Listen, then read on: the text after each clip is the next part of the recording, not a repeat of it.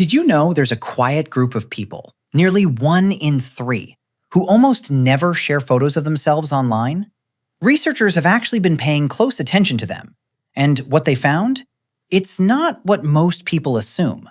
In the next few minutes, we're going to break down 3 distinct psychological types behind this behavior. What your low digital footprint might actually reveal about your emotional maturity. And one real downside that most people in this group never see coming. This is based on behavioral psychology research, plus insights gathered from over 200 people who consciously stay off the photo grid. Let's get into it. The first type is probably the most misunderstood. These aren't people who hate cameras.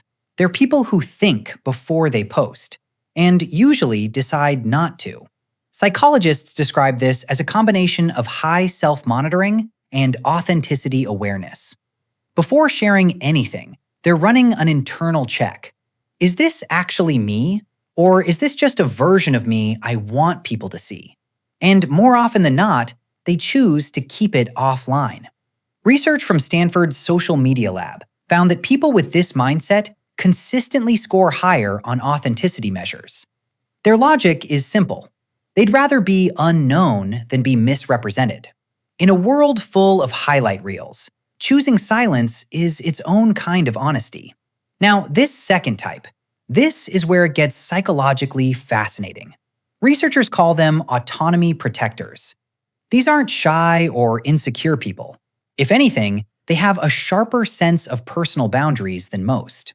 NYU researcher Dr. Laura Portwood Stacer studied this group and found they actively resist what she calls the performance of identity, the pressure to constantly present yourself for public consumption.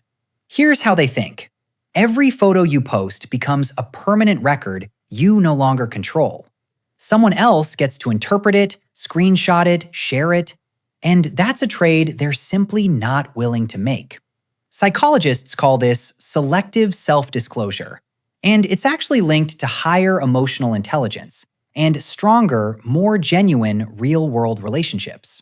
A 2023 study in Cyber Psychology Journal found that people who post fewer photos reported being 27% more satisfied with their actual friendships. They weren't performing connection, they were living it. Now, here's the part we need to address honestly. There's a third group. People who avoid photos not out of intention or strategy, but because of real anxiety around their appearance or how they'll be perceived. This profile deserves empathy, not judgment. But here's what the research shows. Avoiding photos because of fear doesn't actually reduce that fear. A University of Pennsylvania study found that photo avoidance driven by appearance anxiety can actually increase that anxiety by 34% over 6 months. So the key question to ask yourself is, are you choosing privacy or are you avoiding something? One path builds confidence.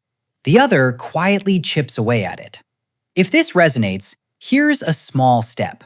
One photo every couple of months with people who make you feel safe. Not for likes, just to start rewriting your own narrative. Now, here's the one thing almost nobody talks about when it comes to living photo invisible.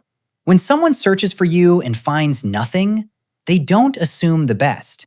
They fill in the gaps, and usually get it wrong. Career researchers found that even a minimal, intentional online presence correlates with 19% higher trust ratings from employers, collaborators, and even in personal relationships. You don't need hundreds of posts. You need one clear, authentic photo that simply says, I exist, and I'm intentional about it. Strategic visibility will always outperform total invisibility. So here's the takeaway. People who don't post photos online aren't a monolith. Some are protecting their autonomy. Some are chasing authenticity. And some are quietly working through something deeper. All three are valid, as long as you're the one making the choice and not letting fear make it for you. If this gave you a new way to think about yourself or someone you know, make sure you subscribe to Mind Decoded, where every day we unpack the hidden psychology behind the everyday things people do, so you can start making conscious choices instead of just reacting. Which of these 3 profiles felt most like you? Drop it in the comments. I read all of them.